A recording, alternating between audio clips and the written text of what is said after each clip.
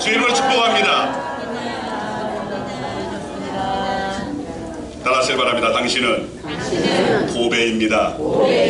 당신은 누가 뭐라 해도 존귀한 분이십니다. 그런 당신을 하나님께서 그리고 저도 사랑합니다. 네, 맞습니다.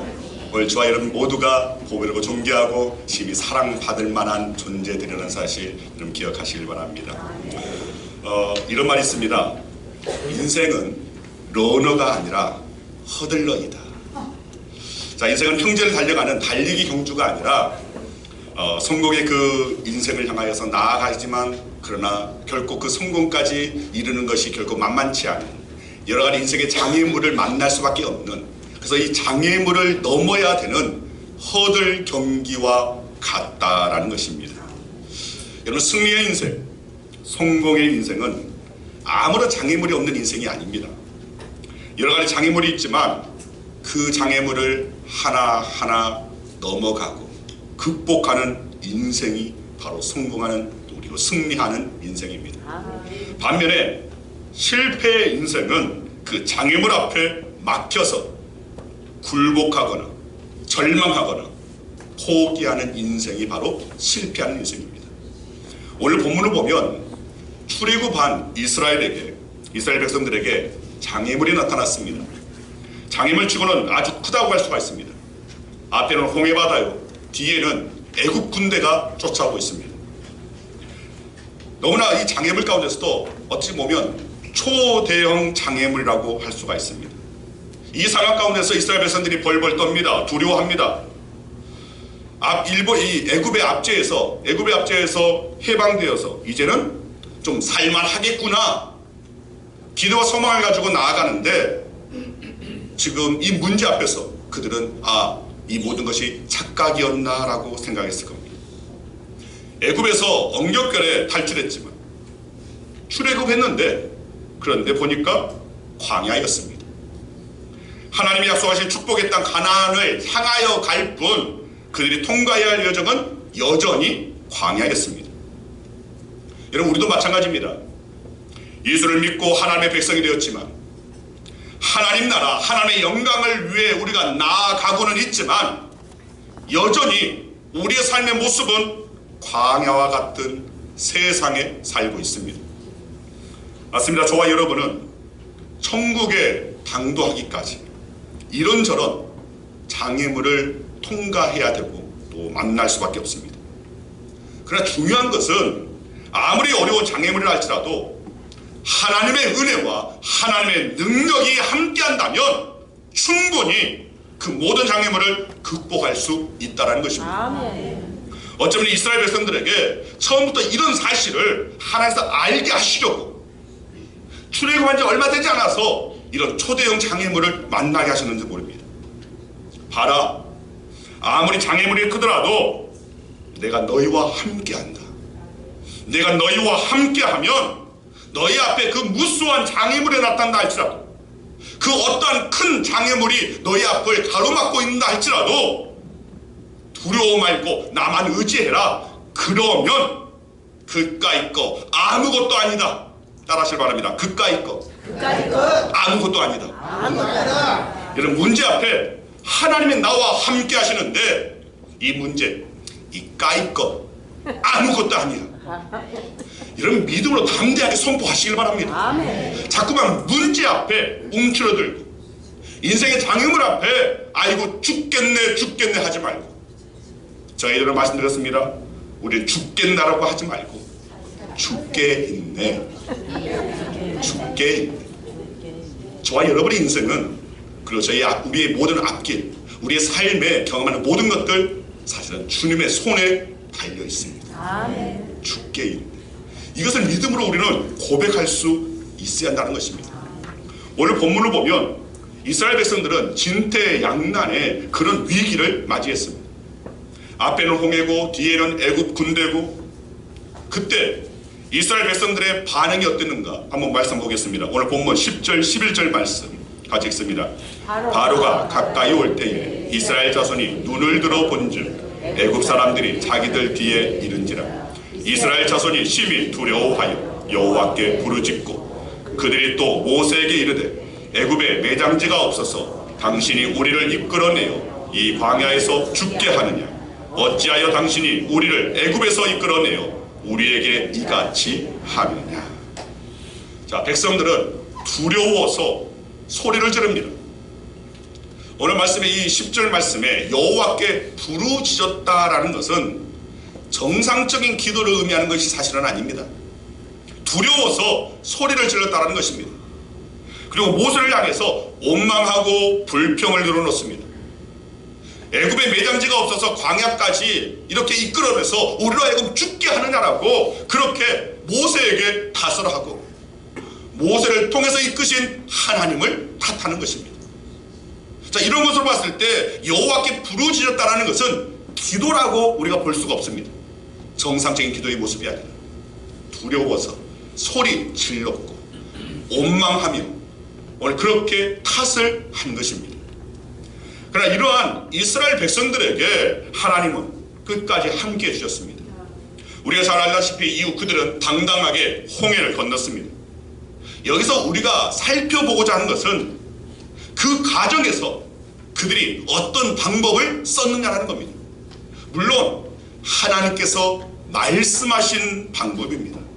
하나님께서 알려주신 방법입니다. 이 방법을 알고 또 이 방법을 때때로 경험하는 우리 인생의 장애물 그 앞에 선 오늘 우리 삶 가운데도 적용한다면 우리에게도 없는 것 가운데 길이 보일 것이고 인생의 답을 찾게 될 줄 믿습니다. 자, 오늘 본문을 잘 살펴보면 구체적으로 세 가지 방법으로 그들은 홍해를 건넜습니다. 자, 첫 번째는 가나안 땅을 향해서 앞으로 전진하는 것이었습니다. 즉 하나님께서 앞으로 전진하라라고 말씀을 하신 겁니다. 앞으로 가다니 홍해의 파도가 삼킬듯이 넘실대고 있고 뒤로 물러서다니 애굽의 군사들이 무섭게 쫓아옵니다. 그때 하나님께서 모세에게 말씀하십니다. 오늘 본문 15절 말씀 같이 읽습니다. 여호와께서 모세에게 이르시되 너는 어찌하여 내게 부르짖느냐? 이스라엘 자손에게 명령하여 앞으로 나아가게 하고. 자, 모세가 하나님 앞에 아뢰입니다. 정말 이때 모세가 하나님께 부르짖는 것은 진정한 하나님을 의지하는 기도였을 겁니다. 그 기도에 하나님께서 모세에게 응답하십니다. 그 방법을 제시하십니다. 그 첫 번째가 앞으로 전진하라는 것입니다. 이미 출애굽한 이스라엘 백성들에게 선택은 사실은 단 한 가지입니다. 후퇴하는 것은 곧 죽음입니다. 무조건 앞으로 나아가야 합니다. 오늘 우리도 마찬가지입니다. 그리스도인은 이미 구원받고 천국을 향하여 앞으로 전진하는 자들입니다. 아멘. 다시 세상으로 돌아갈 수 없습니다. 아니, 돌아가서는 안 됩니다. 아멘. 세상 유혹에 빠져서 세상으로 다시 돌아간다면 그것은 말 그대로 영원한 절망의 상태고 멸망에 이르는 그런 길입니다. 여러분, 우리 앞길 가운데 고난이 닥친다 할지라도 때때로 여러 가지 정말 신앙을 포기하고 다시금 세상으로 돌아가고자 하는 그런 마음이 든다 할지라도 그런 상황, 그런 환경이 내게 주어진다 할지라도 여러분, 우리는 결코 세상으로 돌아가서는 안 됩니다. 아멘. 여러분, 신앙생활은 오직 전진하는 것입니다. 아멘. 예수께서 또 말씀하셨습니다. 누가복음 9장 62절 말씀 같이 한번 보겠습니다. 예수께서 이르시되 손에 쟁기를 잡고 뒤를 돌아보는 자는 하나님 나라에 합당하지 아니하니라 하시니라. 뒤를 돌아보는 자는 하나님 나라에 합당하지 아니한다. 여러분, 창세기 19장을 보면 소돔과 고모라가 심판을 받게 됩니다. 자, 그때 천사가 롯의 가족들에게 속히 나가라고 다그치면서 경고한 말씀이 있습니다. 그 말씀이 뭐냐면 뒤돌아보지 말라. 결코 뒤돌아보지 말라는 것입니다. 그런데 롯의 아내가 어떻게 했습니까? 분명히 그 말씀을 들었음에도 불구하고 다시금 뒤돌아봤습니다. 창세기 19장 26절 말씀 같이 봅니다. 롯의 아내는 뒤를 돌아보았으므로 소금 기둥이 되었다. 뒤돌아보지 말아야 되는데 그 세상에 무엇이 그렇게 아쉬웠는지 다시금 그 소돔성을 바라봅니다. 소돔 속에서 누렸던 쾌락, 오늘 그 세상적인 그런 만족, 또 소돔 속에 두었던 오늘 그런 보화, 재물, 그 땅, 그것을 내다봅니다. 다시 돌아보는 겁니다. 그러나 결국은 그는 구원에 이르지 못했습니다. 여러분, 우리 신앙생활도 마찬가지입니다. 뒤돌아서서는 안 됩니다. 그렇다고 중간에 포기하거나 또 포기하게 되면 죽도 안 되고 밥도 안 됩니다. 아마 우리 성도님들은 죽도 잘 만드시고 밥도 잘 만드실 줄 압니다. 제가 보니까 그제 이제 우리 중고차 하는데 우리 권사님들 나오셔서 수고하시고, 또 특별히 우리 신미영 성도님 솜씨발이 하시고 그걸 맛을 봤을 때, 이야, 다 카레가 그 맛인 줄 알았는데 그게 아니네 라고 생각이 들었습니다. 우리 성도님들은 참 손맛도 있고, 네, 손맛만 있나? 네, 다른 맛은 없습니까? 다른 맛도 봐주시길 바랍니다. 오늘 영적인 맛을 보여줄 수 있는 저와 여러분들에게 소망합니다. 자, 죽도 밥도 되게 해서는 결코 안 됩니다. 여러분들 솜씨대로 죽이면 죽, 밥이면 밥을 만들어야 되는데, 우리가 무언가를 하려고 나아갈 때에 중도에 포기해버리면 죽도 아니고 밥도 아니게 됩니다. 여러분, 우리는 문제 앞에 계속해서 맞서서 정면 돌파할 수 있는 자들이 되어야 됩니다. 창세기 19장 26절의 말씀에 이 롯의 아내가 뒤돌아보았고 주저하는 가운데서 결국은 그는 구원에 이르지 못하고 결국은 소금 기둥이 되고 말았습니다.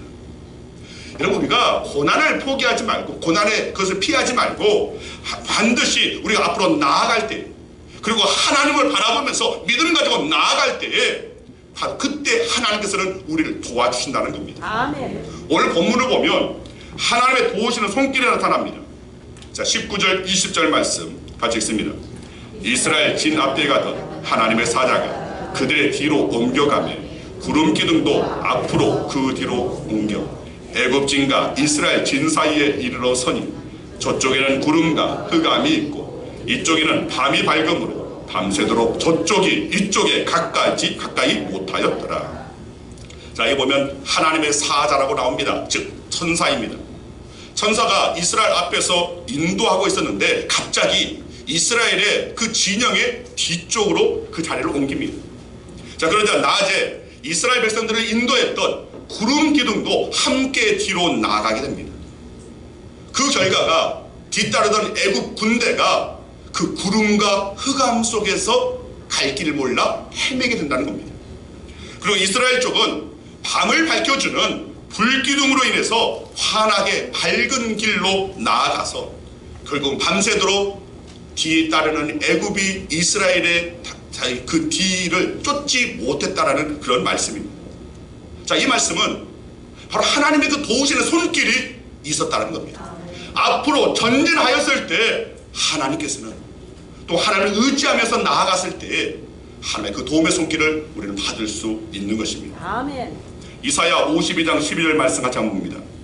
여호와께서 너희 앞에서 행하시며 이스라엘의 하나님이 너희 뒤에서 호히 하시리니. 때로는 하나님께서 우리 앞에서, 때로는 우리의 등 뒤에서 우리를 지키시고 보호하시고 함께 하신다, 즉 호히 하신다라고 말씀하고 있습니다. 우리가 즐겨 부르는 그 찬양 가운데서 나의 등 뒤에서 라는 찬양이 있습니다. 이 찬양의 가사를 보면 나의 등 뒤에서 나를 도우시는 주, 나의 인생길에서 지치고 고나여 매일처럼 주저앉고 싶을 때, 여러분 인생 가운데서 바로 이럴 때 분명히 한두 번쯤은 다 경험했을 겁니다. 나를 밀어주시네. 바로 그러할 때 나를 힘주셔서 밀어주시고 앞으로 나아가게 하신다는 겁니다. 그러면서 일어나 걸어라, 내가 새 힘을 주리니 일어나 너 걸어라, 내 너를 도우리. 네, 맞습니다. 하나님께서는 우리에게 새 힘을 허락하여 주시는 분이십니다. 아멘. 하나님을 바라보고 하나님을 의지하고 하나님의 말씀을 가지고 힘차게 믿음으로 앞으로 나아가면 그 가운데 하나님의 그 도움의 손길이 반드시 임한다는 겁니다. 그렇기 때문에 우리 그리스도인들 앞에 때때로 만나는 이 인생의 장애물, 그 장애물 가운데 고난에 닥치고 두려움이 닥치고 염려가 쌓일 때에 우리는 그 자리에서 멈춰서는 안 됩니다. 계속해서 앞으로 전진할 수 있어야 됩니다. 낙심하거나 포기하지 말고 우리 앞에 어떤 문제가 있어도 하나님께서 나와 함께 하신다, 하나님께서 나를 도와주신다라는 이 믿음 가지고 나아간다면 반드시 하나님께서는 그 도우시는 손길 허락하여 주신다는 겁니다. 아멘. 자, 두 번째는 상황이 아닌 믿음으로 하나님을 바라보라는 것입니다. 이스라엘 백성이 앞에는 홍해, 뒤에는 애국 군대의 상황에서 두려워 떨고 난리칠 때에 모세는 어떻게 했습니까? 자, 본문 13절 14절 말씀 같이 봅니다. 모세가 백성에게 이르되 너희는 두려워하지 말고 가만히 서서 여호와께서 오늘 너희를 위하여 행하시는 구원을 보라. 너희가 오늘 본 애굽 사람을 영원히 다시 보지 아니하리라. 여호와께서 너희를 위하여 싸우시리니 너희는 가만히 있을지니라. 아멘. 이런 모세가 백성들에게 외칩니다. 하나님이 함께해 주신다, 하나님이 도와주신다. 즉 모세는 백성들에게 하나님의 승리를 외치고 있는 겁니다. 이런 미국의 제32대 대통령이었던, 그리고 미국 역사상 유일하게 사선 대통령이었던 루즈벨트가 한 말이 있습니다. 문제를 문제시하는 것이 문제다. 문제를 문제시하면 문제는 문제가 된다는 사실을 모르는 것이 문제다.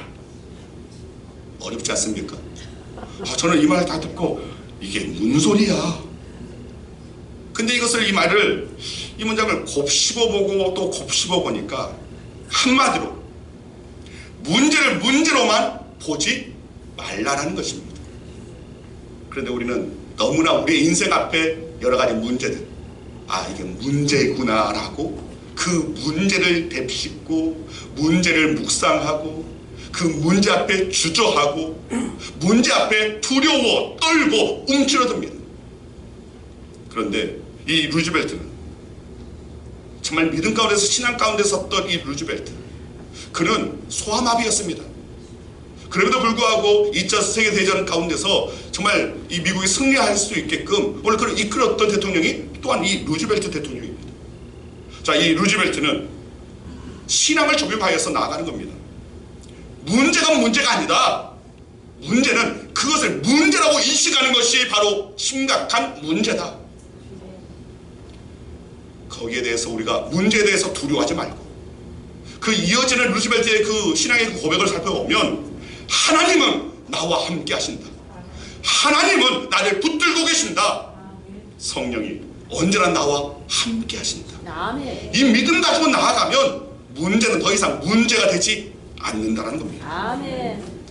혹 여러분 앞에 홍해와 같은 문제 혹시 있습니까? 여러분, 홍해는 지금도 갈라질 수 있다는 것을 믿으시길 바랍니다. 아멘. 따라하시길 바랍니다. 홍해는 지금도 갈라집니다. 왜 그러합니까?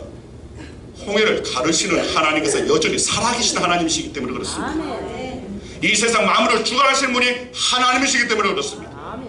그 하나님이 여전히 우리 안에 계시는 분이시고 우리 안에 역사하시는 분이기 때문에 저와 여러분의 인생 가운데 때때로 만나는 홍해와 같은 건강의 문제, 경제적인 문제, 관계의 문제, 여러 가지 삶의 그 문제 앞에서도 그 홍해와 같은 그 문제를 능히 갈라지게끔 하여 주실 분이 하나님이시라는 겁니다. 아멘. 그런데 우리는 지금도 여전히 홍해는 갈라진다. 아멘. 이것을 우리는 믿는 믿음이 우리 안에 있어야 한다는 겁니다. 아멘. 이런 믿음이 무엇입니까? 쉽게 생각하면 하나님을 바라보는 것입니다. 아멘. 그런데 오늘 본문의 이스라엘 백성들은 하나님을 바라보지 않고 상황만 바라보고 두려워했습니다. 모세는 상황도 보고 영적인 눈을 떠서 하나님을 바라봤습니다.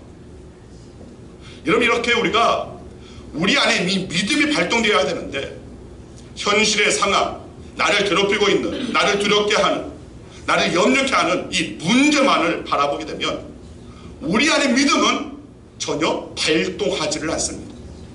그저 낙심하고 절망하게 됩니다. 그러나 상황이 아닌, 문제가 아닌 내 앞에 놓인 장애물이 아닌 하게 하시고 되게 하시는 하나님을 바라보면 결국은 우리 안에 믿음이 발동하게 되고 그 믿음이 우리의 동력이 되어서 그 어떤 장애물이라도 헤쳐갈 수 있게 된다는 것입니다. 아멘. 그래서 성경은 말합니다. 에베소 2장 8절 말씀입니다. 같이 읽습니다. 너희는 그 은혜에 의하여 믿음으로 말미암아 구원을 받았으니 이것은 너희에게서 난 것이 아니요 하나님의 선물이라. 믿음은 하나님의 선물이다 라고 말씀하고 있습니다. 그런데 하나님께서 괜히 선물을 주신 것이 아닙니다. 그 믿음이 너무나 귀한 것이기 때문에 그 믿음을 가지고 살아가라고 그 믿음으로 말미암아 너희의 인생의 모든 문제 그것을 헤쳐나가라고 하나님께서 너무나 귀한 것을 우리에게 주셨는데 우리는 선물을 받았는데 그 선물을 어디에 뒀는지 잊어버리고 그 선물을 꺼내지 않고 그 선물을 활용하지 않고 그저 문제 앞에서 두려워 떨면서 움츠러들고 아이고 큰일 났네, 아이고 죽겠네, 이제 다 끝났네. 하나님께서 마침표를 찍지 않았는데 스스로 마침표를 찍어버립니다. 그러면서 절망합니다. 그러면서 움츠러들고 이제 다 끝났다고 스스로 자포자기 하는 경우가 너무나 많습니다. 바로 우리는 문제 앞에 바로 서는 것이 아니라 문제 앞에 섰을 때에도 우리는 하나님을 바라볼 수 있어야 됩니다. 하나님을 바라봤을 때 하나님께서 내게 허락하신 그 선물, 그 믿음이 발동되어지는 겁니다. 그리고 그 믿음으로 말미암아 모든 것을 이길 수 있습니다. 여러분 신약 성경에 보면 복음서에 보면 예수님께서 자주 하시는 말씀이 내 믿음대로 될지어다. 아멘. 내 믿음대로 될지어다. 즉 믿음을 주셨고 그 가운데서 그 믿음을 발동케 하여 주셨고 그 믿음의 발동함으로 말미암아 그들의 삶의 모든 문제가 깨끗하게 해결된 것을 우리는 말씀 속에서 볼 수가 있습니다. 이런 마태복음 14장에 보면 베드로가 예수님을 바라보고 바다 위를 걷습니다. 그러다가 물에 빠진 사건이 있습니다. 몇 걸음을 걸었는지는 모르겠지만 여하튼 이 바다 위를 걸어오시는 예수님을 향하여서 주님 내게도 명하셔서 나도 오늘 바다 위를 걸어서 주님께 나아갈 수 있도록 허락하여 달라고. 그러자 명하시니까 그는 걸었습니다. 충분히 그는 이 걸을 수 있는 그 믿음이 발동되어서 걸었습니다. 그런데 주를 바라보고 걷다가 오늘 풍랑이 있는 것을 보고 세찬 바람을 보고 그는 그저 바다에 빠지고 말았습니다. 주님을 바라보다가 시선을 문제로 올리니까 시선을 문제로 그냥 거기에 고정을 시키니까 무엇입니까? 혹시라도 만에 하나라도 라는 의심이 든 겁니다. 그 의심이 들자 베드로는 그 바다에 빠질 수밖에 없었습니다. 히브리서 12장 2절 말씀 한번 보겠습니다. 히브리서 12장 2절 말씀입니다. 히브리서 12장 2절 같이 읽습니다. 믿음의 주요 또 온전하게 하시는 이인 예수를 바라보자. 그는 그 앞에 있는 기쁨을 위하여 십자가를 참으사 부끄러움을 게으치 아니하시더니 하나님 보좌 우편에 앉으셨느니라. 아멘. 오직 우리로 하여금 온전하게 하시는 일, 우리의 믿음을 선물로 주시는 믿음의 주가 되시는 그분이 곧 하나님이신 예수님을 바라보자. 그리하면 오늘 우리의 삶 가운데서 이 믿음은 발동되어지고 그 믿음으로 내 인생의 장애물을 뛰어넘을 수가 있고 원수의 해방을 우리는 발 아래 둘 수가 있고 밟을 수 있는 능력이 우리 안에 생긴다는 것입니다. 아무쪼록 여러분의 인생에 여러 가지 장애물이 있다 하더라도 그 장애물만 바라보지 마시고 우리는 주님을 바라볼 수 있는 자들이 되어야 됩니다. 주님을 바라볼 때 내 안에 하나님께서 심겨놓으신 그 믿음은 발동하게 되어 있습니다. 그리고 그 믿음이 발동되었을 때 더 이상 문제는 문제가 아닙니다. 장애물은 이제 그냥 시간만 있으면 그냥 무조건 시간 지나면 지나가게끔 뛰어넘을 수 있는 능력이 우리 안에 생기게 된다는 것입니다. 자, 그리고 세 번째 방법은 기도입니다. 전진하는 것도 중요하고 주님을 바라보고 믿음을 발동시키는 것도 중요하지만 결국 마무리는 기도입니다. 사실 기도에서 결정적인 승부가 나기 때문입니다. 하나님께서 마지막으로 모세에게 명령한 한 가지가 바로 이것입니다. 자, 그것이 무엇이냐면, 자, 오늘 본문 16절입니다. 같이 읽습니다. 지팡이를 들고 손을 바다 위로 내밀어 그것이 갈라지게 하라. 이스라엘 자손이 바다 가운데서 마른 땅으로 행하리라. 자, 모세가 든 이 지팡이는 마른 막대기에 불과했습니다. 그런데 출애굽기 4장에서 보면 이 지팡이는 하나님의 기적을 경험했던 지팡이였습니다. 그 지팡이를 잡는다는 것은 하나님의 임재의 약속을 확신하는 것입니다. 그리고 손을 드는 것은 하나님께서 모든 것을 맡기고 기도하는 것을 의미합니다. 그렇기 때문에 하나님께서 명령하신 것은 사실은 지팡이를 내밀라라는 것은 기도하라는 것입니다. 전적으로 하나님께서 행하셨던 그 기적을 행하셨던 오늘 그 도구로 쓰임받은 이 지팡이를 내밀라는 것은 그 기적을 행하시는 하나님을 의지하는 것이고 하나님 앞에 아뢰라는 것이고 하나님을 바라보라는 것입니다. 모세가 이 명령에 순종합니다. 자, 그러자 21절 말씀 봅니다. 모세가 바다 위로 손을 내밀며 여호와께서 큰 동풍이 밤새도록 바닷물을 물러가게 하시니 물이 갈라져 바다가 마른 땅이 된지라. 동풍을 불게 하셔서 바다가 갈라지고 바다가 더 이상 바다가 아닌 마른 땅이 되어져서 그 마른 땅으로 이스라엘 백성들이 건너게 되었다는 겁니다. 이후 건너가는 이스라엘 백성들을 뒤쫓아서 애굽 군사들이 뒤따라갑니다. 그때 하나님이 또 모세에게 명령합니다. 자, 출애굽기 14장 26절에서 28절 말씀 같이 봅니다.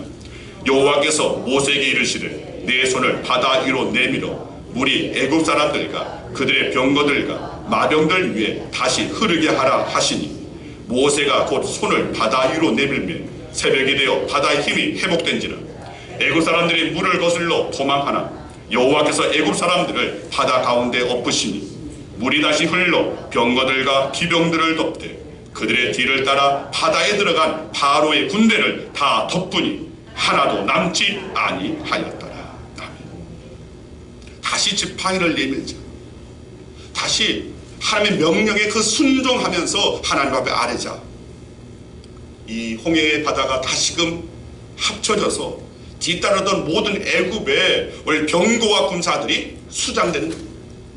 바로 이것이 기도의 능력입니다. 여러분 따라하시길 바랍니다. 기도는 하나님의 능력을 현실로 옮겨오는 행위이다.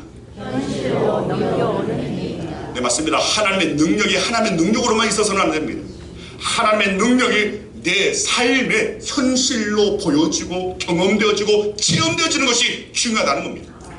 그것을 가능하게 하는 그 연결고리가 바로 기도라는 것입니다. 모세가 담대히 부르짖어 기도할 때 하나님의 능력이 임했습니다. 여러분, 하나님은 성경 곳곳을 통해 누누이 이것을 고민하고 있습니다. 기도하라는 것입니다. 부르짖으라는 것입니다. 부르짖을 때 하나님께서 세례를 행하시고 부르짖을 때 기도할 때 하나님의 역사를 보게 된다는 것입니다. 그런데 우리는 기도하지도 않으면서 왜 하나님은 나에게 일을 행하지 않나? 왜 하나님께서는 기도하지도 않으면서 하나님은 나를 돌아보지 않으시나? 왜 하나님께서 내 삶에 도움의 손길을 내밀지 않으시나? 왜 기도하지도 않으면서 하나님은 왜 우리 교회에 부흥케 하지 않으시나? 기도하지 않으면서 왜 하나님은 내 삶 가운데 이런 힘든 일만을 내게 허락하시나? 어떻게 보면 여러분, 순풍이 아닌 역풍이 불어서 우리의 삶이 막 뒤집어졌을 때, 위기 가운데 있을 때, 그때 우리는 자연스럽게 하나님을 찾습니다. 주님을 찾습니다. 어떻게 보면 하나님께서 우리로 하여금 우리의 삶 가운데서 하나님을 나타내 보여주시려고 순풍이 아닌 역풍을 우리의 삶 가운데 그렇게 경험하게 하시는지를 모릅니다. 여러분, 우리는 어떤 그런 장애물이 있을 때 우리가 해야 할 것은 사실은 기도입니다. 홍해는 지금도 갈라진다. 갈라지게 하시는 분이 하나님이시니까 내 삶에 이런 이런 역풍이 불었을 때에 주님 나를 돌아보아 주시옵소서. 이때 하나님의 그 능력을 경험할 수 있는 내 삶의 그 흔적을 오늘 내게 허락하여 주시옵소서라고 간구할 수 있는 저와 여러분들이 되었다는 것입니다. 여러분, 하나님은 지금도 우리와 함께 하시고 그 하나님은 지금도 홍해를 능히 갈라주시는 분이신 줄 믿으시기 바랍니다. 그런데 여기서 한 가지 체크해야 할 것이 있습니다. 우리 각자의 내면을 점검해 보아야 한다는 겁니다. 홍해가 내 앞에 놓여진 것이 아닌 내 안에, 내 속에 놓여져 있지는 않은지를 우리는 점검해 봐야 됩니다. 이미 마음속에서 안 된다라는 부정적인 패배의식이 이미 자리하고 있지 않은지, 내 마음의 생각에 온전히 그럼 안 된다, 할 수 없어, 이건 불가능한 일이야, 이런 것은 일어날 수가 없어, 이런 패배의식이 이미 자리하고 또 아래를 치고 둥지 가운데 쳐서 더 이상 무언가의 가능성을 보게끔 하지 못하게 하는, 우리 심령 안에 홍해가 있지는 않은지를 우리는 생각해 볼 수 있었다는 것입니다. 여러분, 우리는 계속 앞으로 전진해 가야 할 자들입니다. 믿음의 행진을 계속해야 할 자들입니다. 주의 영광을 위하여 주님의 그 영광의 그 도구로서 쓰임받으며 주님의 뜻이 우리의 삶 가운데서 이루어지는 그날까지 우리는 계속해서 전진해야 할 자들입니다. 우리가 내딛는 그 걸음 앞에 때때로 장애물 나올 수 있습니다. 문제 생길 수 있습니다. 사건, 사고 일어날 수 있습니다. 갑작스러운 질병 찾아올 수 있습니다. 그러나 우리는 그 모든 그 장애물 앞에서 그냥 망연자실 자포자기해서는 안 됩니다. 내 속에 있는 그 홍해, 나로 하여금 포기하게 하고 안 된다고 말하고 절망하게끔 하는, 먼저 내 속에 있는 홍해를 우리는 내던져 버릴 수 있어야 한다는 것입니다. 저는 기도합니다.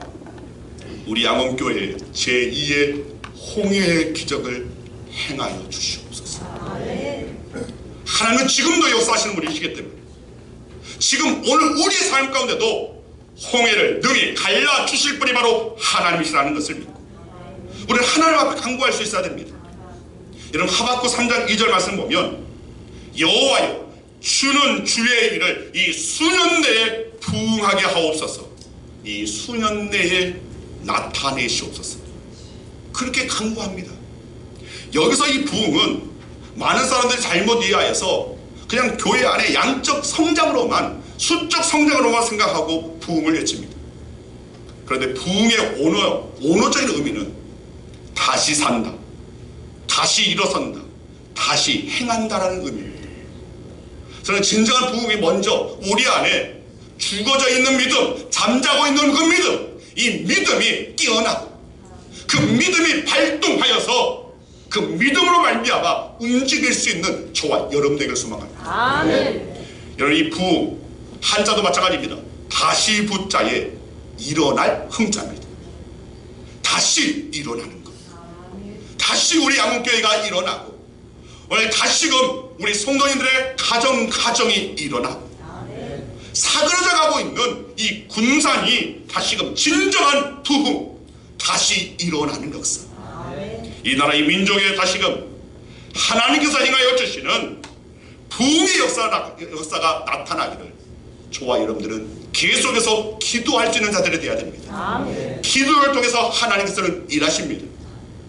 오늘 저와 여러분들은 오늘 이 말씀의 제목처럼 지금도 홍해는 갈라집니다, 이 믿음이 저와 여러분의 믿음이 될 수 있어야 됩니다. 지금은 안 돼, 지금은 이 시대에 이건 불가능한 일이야, 야 집안 소도시에서 무슨 그런 일이 일어날 수가 있어, 인구는 자꾸만 줄어드는데, 그런 자포자기에 부정적인 말 여러분 꺼내지 마시고 여러분 안에 있는 홍해 메꾸시기를 바랍니다.